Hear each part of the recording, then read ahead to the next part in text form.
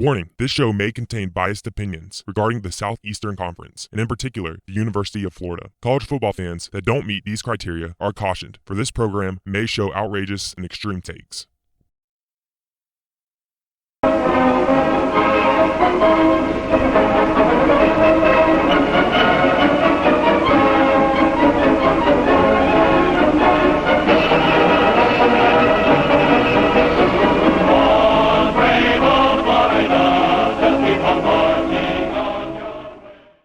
With lava lamps, go-go boots, and tie-dye t-shirts, the 60s were all about innovation, and that was evident more than ever with the 1960 Florida Gators. The Gators would be leaving what fans would later call the Golden Era, with Bob Woodruff and evolving into a different animal under Ray Graves. This week, I will be covering the 1960 Florida Gators in their first season under head coach Ray Graves. Before the 60s, the Gators resembled a team that was similar to what Kentucky or South Carolina is today. They were trying to transform themselves from being an average team into a national threat.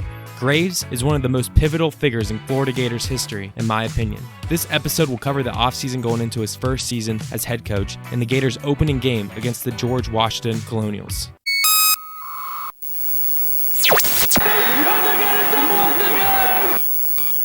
Oh my! We got 30 minutes for the rest of our lives! 30 minutes for the rest of our lives! Hello, I'm Ray Graves, and I'm pleased to be able to present to you the members of our fine athletic chapter and to show you some scenes from our outstanding all-sports program here at the University of Florida. The university, home of the Fighting Gators, is located in beautiful Gainesville in north-central Florida, and here we believe we have one of the finest physical plants for athletics in America. The Gators finished the 1959 season going 5-4-1 under head coach Bob Woodruff. He had led the Gators to 4 straight winning records, but with only 2 bowl appearances in 10 seasons and 1 bowl win, the Gators had had enough. Bob Woodruff had been the Gators head coach and athletic director from 1950 to 1959.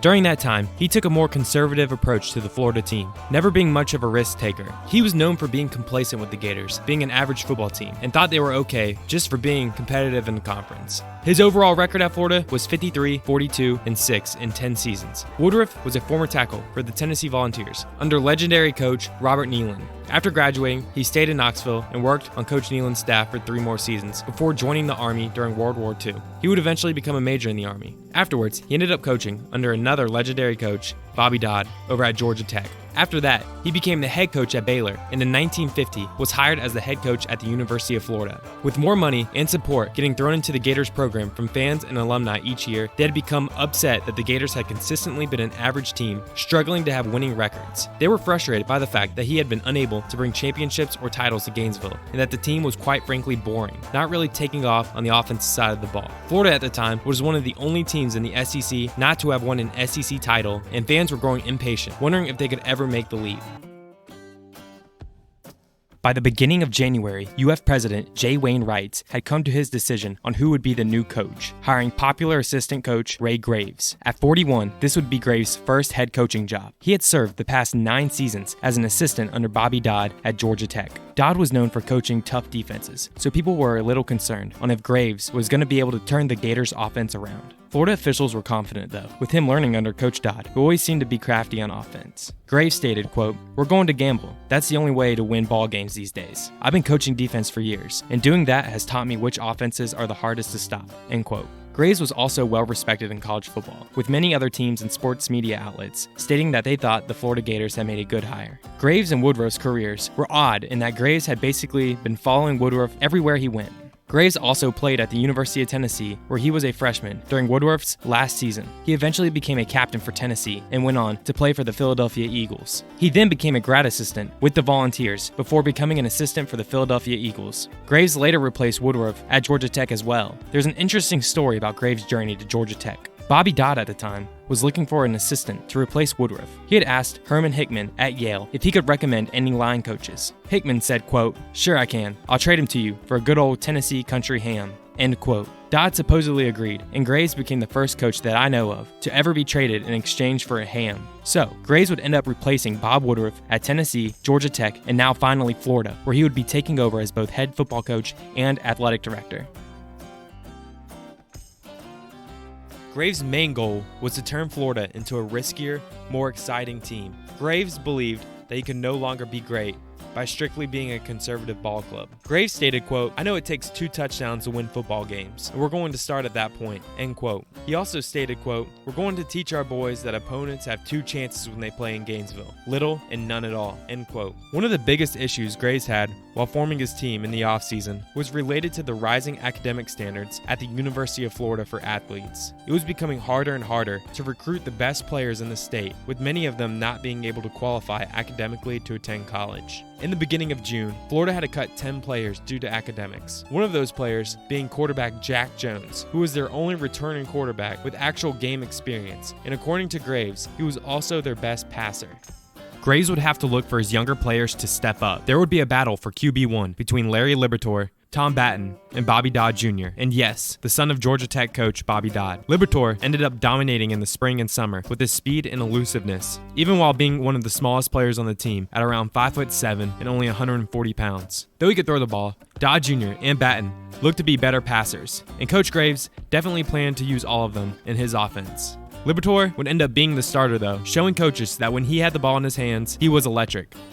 At halfback, the Gators played players like Bob Hoover, Doug Deal, Dick Skelly, and Doug Parton. At fullback, they had John Macbeth and Don Goodman. On the line, they had Larry Travis, Vic Miranda, Ken Norris, Bonnie Slack, Jim Beaver, and then at center, they had team captain Bill Hood. Hood gets mentioned a lot during the season for his play and leadership abilities. Their ends would include Nick Arfrez and Pat Patchen. The annual Orange and Blue spring game ended up not being quite the offensive showcase Gator fans were expecting. The final score was only 7-6, and the team basically beat the crap out of each other all game. Supposedly, Graves' practices were fairly tough as well, a style he adopted from Bobby Dodd. Graves was pleased though with the performance mainly because of the fact that they beat each other up. It was confident that the offense would look better by the fall.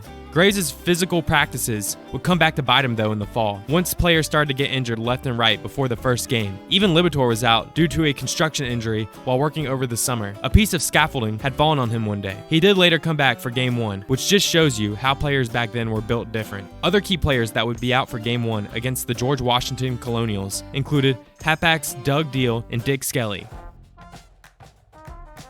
George Washington was coming off a terrible season a year prior after going 1-8. They would also be hiring a new coach this season in Bill Elias. He had been an assistant at Purdue since 1952. George Washington at the time was weak at the halfback position and would be relying on their fullback John Wilt and quarterbacks Charlie Packin and Frank Pizzaglia. They were going to rely on short passes and creativity and using 2 QBs this season. Florida vs. George Washington took place on September 17, 1960, and was played in Jacksonville, Florida at the Gator Bowl. The game was played at night with around 14,000 fans in attendance. Ray Graves opened the game trying to show that he would be a more aggressive play caller than what fans were used to. He called a pass play for the first play of the game and even went for it on 4th down in the first drive. This might not seem like a big deal today, but back in 1960, and especially for the Gators, it was probably exciting. Though it took the Gators until the second quarter to score, they ended up getting hot, turning the game into what reporters would call a glorified scrimmage. Halfback Doug Parton started the party after taking off for a 59-yard rushing touchdown to go up 6-0. They missed their 2-point conversion and would continue to miss all of their 2-point conversions and extra point attempts for the rest of the game. 4 minutes later, they scored again, this time on a 13-yard pass from quarterback Larry Libertore to Bruce Starling to go up 12-0. Bobby Dodd Jr. then came in at QB for the Gators to end the first half. He drove down the field, completing 2 long passes, totaling 56 yards, and then punching it in for a rushing touchdown to go up 18-0. Later in the third quarter, fullback Don Goodman ran the ball in for a 14-yard touchdown to take a 24-0 lead. After struggling all game, the Colonials were able to find a little bit of success after Florida's other quarterback, Tom Batten, threw an interception to Tom Wilt. Then third-string quarterback Bill Hardy threw a 10-yard touchdown pass to Tom Howley for their 1 touchdown of the day to make the score 24-7. The Gators would finish the day with Libertore driving down the field and scoring on a short rushing touchdown, making the final score Gators 30, Colonials 7. Fans were extremely pleased with how the Gators offense performed. After getting a total of 477 yards on offense, with 273 yards coming on the ground and 204 yards coming through the air, they came within 2 yards of breaking their all-time total yards record on offense. Libertore ended the game throwing for 82 yards and rushing for 84 with 2 touchdowns. He also had some decent punt returns in the game. Bill Elias after the game stated, quote, "I had no idea little Libertore was that fast," end quote. Coach Graves was very pleased with how his team played, saying, quote, "We've got a ton of work ahead of us to compete in this league, but at least the work is going to be more pleasant than we thought," end quote. George Washington's football team ended up being discontinued after the 1966 season due to the fact that they were losing too much money each season. The Gators would go on to have one of their best seasons in school history, finishing 9-2 with the Gator Bowl victory at the end of the season. They would have some pretty big wins versus Georgia Tech, Georgia, and Baylor, and it would be the first time in program history that they recorded 9 wins. Graves went from hoping that they would win half of their games to being a pretty competitive team by the end of the season. Libertore would continue to tear it up for the rest of the year, even though he was discriminated against because of his height.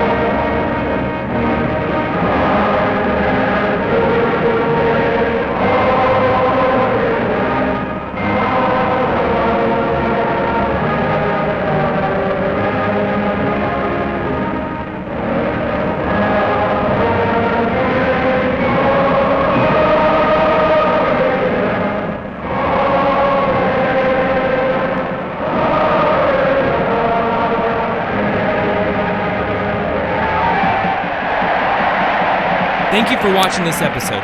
Please make sure to like, subscribe, or comment. You can also find me on Instagram, Facebook, and Twitter in the links below. I will see you next time on the College Football History Channel.